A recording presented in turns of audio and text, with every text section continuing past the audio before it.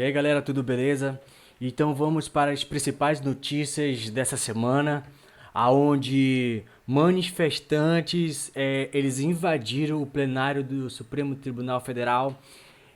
Temos muitas notícias aqui para mostrar aqui, né, para vocês. Mas antes de começar esse vídeo, eu já peço para você para se inscrever nesse canal, deixar o seu like, compartilhe.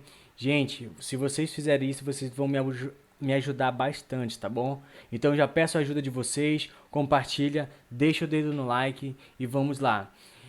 A gente já começa essa semana turbulenta, né? Onde alguns manifestantes que não estão satisfeitos com os resultados das urnas eletrônicas, eles invadiram o plenário tanto do Supremo Tribunal Federal como do Congresso Nacional e também o Palácio do Planalto, né? Então, a gente vê aqui essa notícia aqui da CNN, onde ela põe a sua manchete, né? Radicais invadem e depredam o plenário do Supremo Tribunal Federal. E a gente pode ler aqui a matéria, ó, manifestantes bolsonaristas, né? Eles destacam sempre os bolsonaristas, mas já está comprovado que teve infiltração, né? Onde eles assediaram aqueles manifestantes que estavam ali pacificamente, conduziram eles até ali o Palácio do Planalto, o Supremo Tribunal, o Congresso.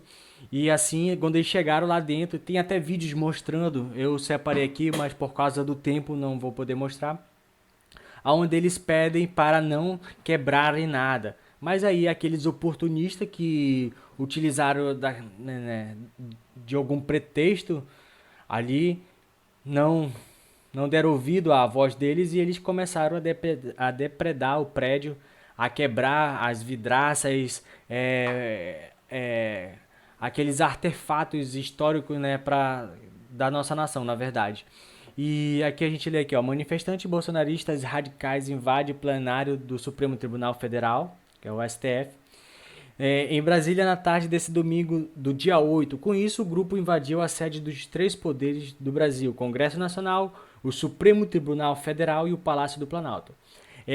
As imagens iniciais mostraram que uma quantidade expressiva de manifestantes adentrando o plenário, depredando os vidros, imóveis e obras de arte. O vídeo mostra que os três andares já foram comprometidos: o subsolo, o térreo e o segundo andar. Então, como a gente estava falando, a gente foi marcado essa semana, inclusive, eles querem até fazer menção sobre o que aconteceu nos Estados Unidos, né? Com a, quando foi divulgado que Joe Biden venceu as eleições, eles querem comparar o Capitólio. Mas só que eles se esqueceram que no Brasil, em 2013 e 2017, esse cenário se repetiu e a mídia também ela se isentou de algumas coisas, né? De mostrar a realidade. Então, aonde a gente vê aqui, o presidente Bolsonaro retuitou, né, aqui com as seguintes frases: as manifestações pacíficas, na forma da lei, fazem parte da democracia. Contudo, depredações e invasões de prédios públicos, como os ocorridos no dia de hoje, assim como os praticados pela esquerda em 2013 e 2017, fogem à regra. Ao longo do meu mandato, sempre estive dentro das quatro linhas da Constituição, respeitando, defendendo as leis, a democracia, a transparência e a nossa sagrada liberdade. No mais, repudio as acusações sem provas a mim atribuídas por parte do atual chefe do executivo do Brasil, né? E Lula, logo no começo, né, ele atribuiu as manifestações, as depredações do patrimônio público como sendo bolsonarista ali, como a gente viu na reportagem da CNN, né? Onde manifestantes e alguns meios de comunicação chegaram até a falar que são racista não, terrorista, me desculpe a expressão. Eles usaram o termo de terrorista. Realmente, gente, depredar patrimônio público essa não é a forma de se manifestar. Repudiu também aqui qualquer tipo de manifestação desse modo. Então, o Lula acusou, né, o Bolsonaro, e depois ele tem vídeo dele falando que os eleitores do Bolsonaro não são dessa índole, e ele se retratou tudinho. Então tem gente ainda que ainda não, os próprios esquerdistas falando que foi os bolsonaristas, já tem vídeo mostrando que não, foi alguns intrusos, uma minoria que foge à regra, e que esse episódio não pode ocorrer no Brasil.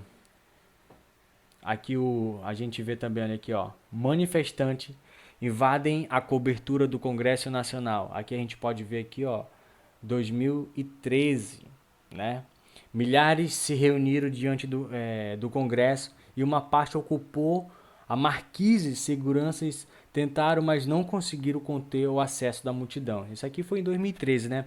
A gente vai pegar ali o de 2017, petistas invadem o Congresso. Aqui, ó, a manchete aqui diz o seguinte, ó: relembre quando petistas invadiram e depredaram o Congresso Nacional. Em 2017, durante o governo de Michel Temer, que ele era do MDB, e um movimento ligado ao Partido dos Trabalhadores, PT, invadiu e depredou o Congresso Nacional. Então a gente vê aqui, né, essa reportagem tanto de 2013 quanto de 2017, a gente pode ver que é, alguns extremistas, né, também usaram desse grosso modo. Diferente, né, do que ocorreu esse ano aqui em Brasília. Então, vamos dando notícia aqui também. Quem se manifestou sobre esse caso foi o Arthur Lira, né? Para quem não conhece, o Arthur Lira aí é presidente do Congresso. Ele diz o seguinte: o Congresso Nacional jamais negou a voz a quem queira se manifestar pacificamente, mas nunca dará espaço para a baderna, a destruição e o vandalismo. Os responsáveis que promoveram e, a contestaram. Não estou conseguindo ler, que deixa eu dar um zoom aqui para a gente melhorar aqui a nossa leitura, né? Vamos aqui. E a segunda postagem diz o seguinte: e os responsáveis que promoveram e acobertaram esses ataques à democracia brasileira e seus principais símbolos devem ser identificados e punidos na forma da lei. A democracia pressupõe a alternância de poder, divergências de pontos de vista, mas não admite as cenas deprimentes que o Brasil é surpreendido nesse momento. Agiremos com rigor para preservar a liberdade, a democracia e o respeito à Constituição. Essas foram as palavras, né, de Arthur Lira, que botou nas suas redes sociais. E o Rodrigo Pacheco, ele fez uma reunião, né, junto com a Carmen Lúcia, Dias Toffoli, Lewandowski, Gilmar Mendes e Alexandre de Moraes. E no encontro ele fala, né, que ele manifestou a solidariedade em razão da invasão aos ataques sofridos no Supremo nesse último domingo, que ele fala, né, que por uma minoria extremista, e ele ouviu dos ministros relatos, planejamento de reparação dos danos ao edifício da sede, que foi severamente vandalizado, né? A gente pode ver que esse fato foi registrado no mundo inteiro, foi repostado, né, no mundo inteiro, teve bastante repercussão essa semana, esses atos na mídia internacional. E a gente vai aqui para mais acontecimentos, né, aonde Luiz Inácio Lula da Silva, ele tirou o sigilo de 100 anos do cartão corporativo do Bolsonaro. Só que para ele fazer isso, ele colocou em xeque o da Dilma, o próprio governo dele e do Michel Temer, né? Porque se ele liberasse de Bolsonaro, ele teria que liberar o dele também. Então, ele abriu. E a gente vê aqui na manchete, né? Lula gastou mais do que Bolsonaro com cartão corporativo nos primeiros mandatos. A gente tem uma tabelinha aqui, ó, onde a gente pegou essa notícia. No primeiro mandato de Lula, Lula gastou o equivalente a 59 milhões de reais. E no segundo mandato, 47 milhões, quase 48 milhões, né? Vamos arredondar assim. E a Dilma Rousseff, no seu primeiro, ela gastou 42 milhões. E no segundo, ela gastou apenas 10 milhões, mas porque ela teve ali o processo de impeachment, né, contra ela, né? E logo depois o Michel Temer conseguiu 15 milhões de gasto com cartão corporativo. E aqui o Jair Messias Bolsonaro, com 4 anos de governo, 32 milhões de reais. Lembrando que Michel Temer ele ficou a metade, né, do mandato, ele que sucedeu a Dilma Rousseff porque ela foi impeachmentada. Os dois ali, né, tiveram apenas a metade dos mandatos. E Jair Bolsonaro teve o gasto menor do que Dilma e do que Lula no seu primeiro mandato. Então a gente vê que um ato suicida, né? Onde Lula tenta a qualquer custo, a qualquer forma, tentar buscar uma brecha contra Jair Bolsonaro e ele não está encontrando nada. Então, assim, vemos que Luiz Inácio Lula da Silva dá um tiro no pé e erra feio o alvo. Aí a gente vê aqui essa notícia aqui do Ministério Público. Do Ministério Público pede investigação sobre o uso do cartão corporativo por Bolsonaro, né? E a gente vai ver mais aqui pra frente esse assunto. Aí, ó, onde a gente vê aqui essa manchete do Jornal da Cidade. PT apostou todas as fichas na quebra de sigilo e deu o maior tiro no pé da história. A gente pode aqui relembrar aqui, né? 59 milhões contra 32 milhões. 42 contra 32 de Dilma e Bolsonaro. Então a gente vê que é mais um tiro no pé, querendo buscar narrativas para tentar colocar o Bolsonaro contra a parede.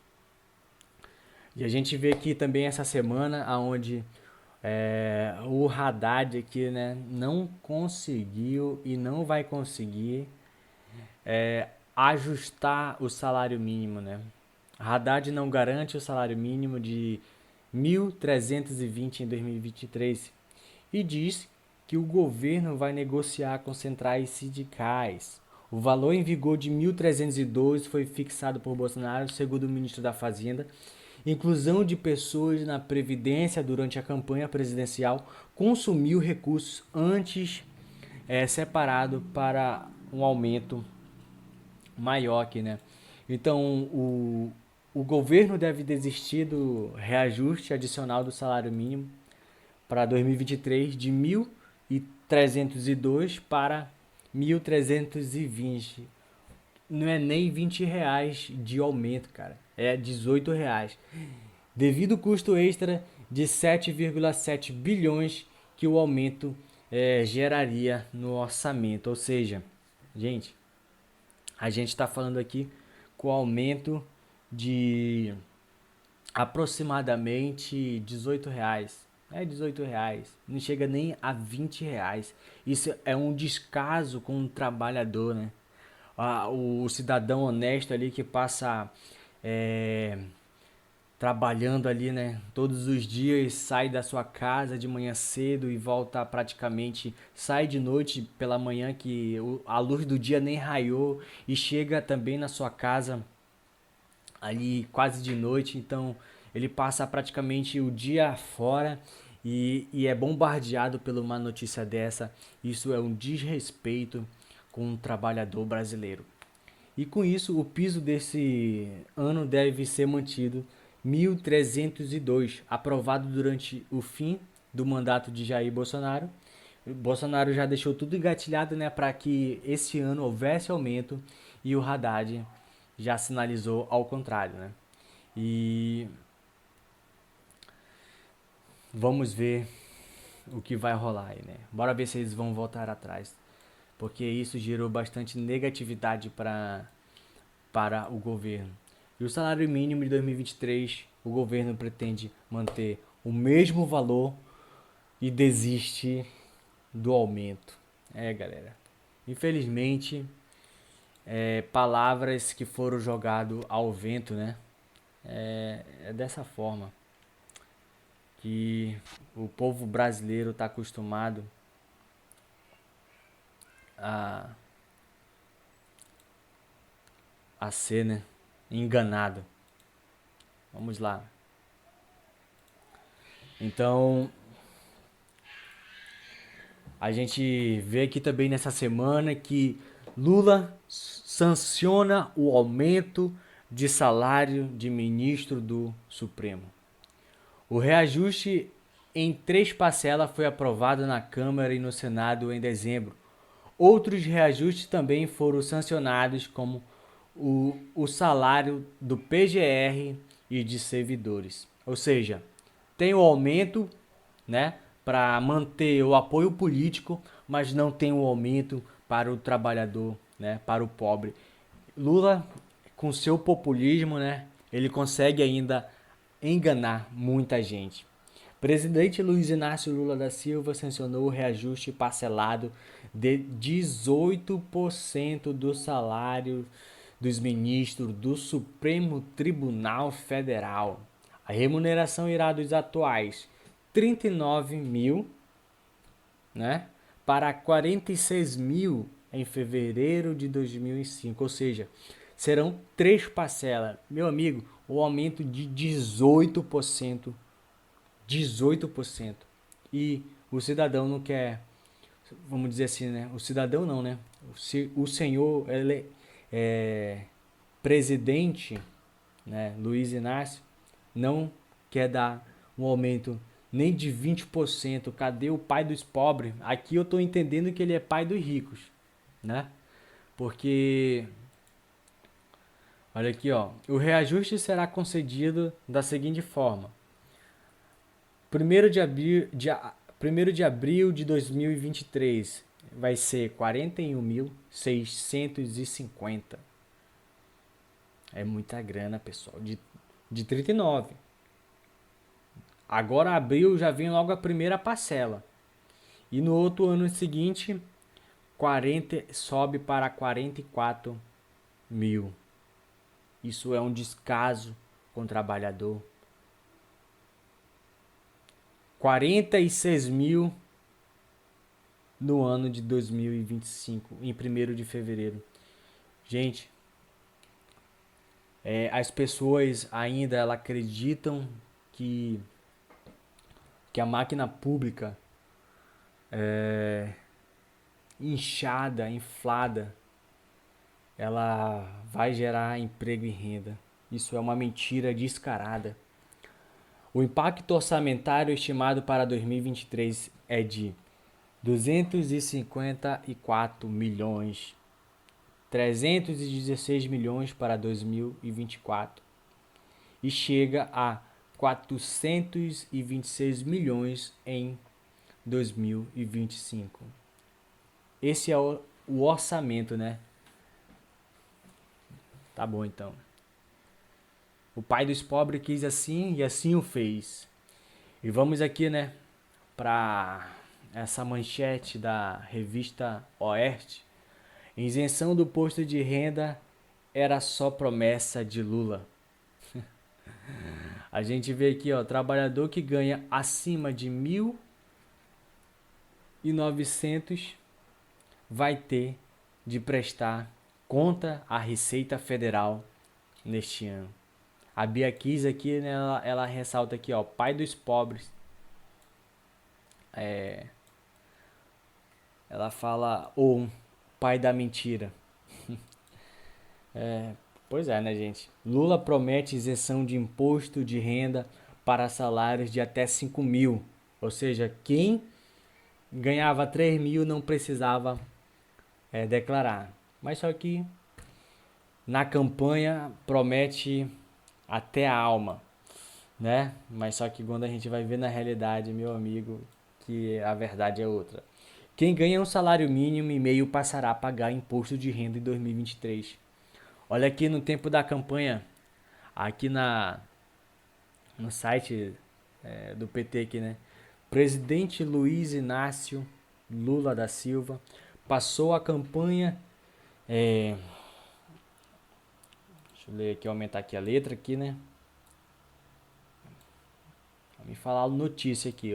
A gente trabalha com as notícias aqui. Nada é gerado da nossa mente. Nós estamos apenas repercutindo a notícia. E diz o seguinte aqui, o site do PT, né? O presidente Luiz Inácio passou a campanha de disputa à presidência prometendo a isenção de imposto de renda para quem ganhasse até 5 mil. A informação foi um dos destaques no site do Partido dos Trabalhadores. É uma necessidade urgente e integrar a lista de medidas que serão implementadas em 2023. Garantia. A proposta tinha como tema a retomada do poder de compra, né, dos brasileiros. E aqui a gente vê aqui nessa notícia aqui, ó, diretamente do site, com Lula, com Lula, a isenção do imposto de renda para quem ganha até 5 mil finalmente sairá do papel. A gente vê aqui, né, nesse ano de 2023 que infelizmente ainda continua no papel e o pobre, né, vamos dizer assim, a pessoa ali, o trabalhador de baixa renda, será novamente atacado. Entretanto, a partir desse ano, quem ganha pelo menos um salário mínimo e meio por mês, 1.900, ou seja, um salário mínimo e meio, passa a pagar imposto à Receita Federal. O desconto já ocorre na folha de pagamento para essa quantia, com a alíquota mínima de 7,5 sobre renda. E, gente, a gente vê que esses caras eles trabalham com a mentira. A gente observa que eles não trabalham com a verdade. Muitas pessoas já estão arrependidas, muitos artistas, a gente já pode observar que eles já estão arrependidos, né, desse Partido dos Trabalhadores, do Lula, porque eles são uma pessoas que trabalham com a mentira, tá bom? Esse é os fatos ocorridos nessa semana. E já deixa logo o seu like, se inscrevam e até mais. Nos vemos em breve.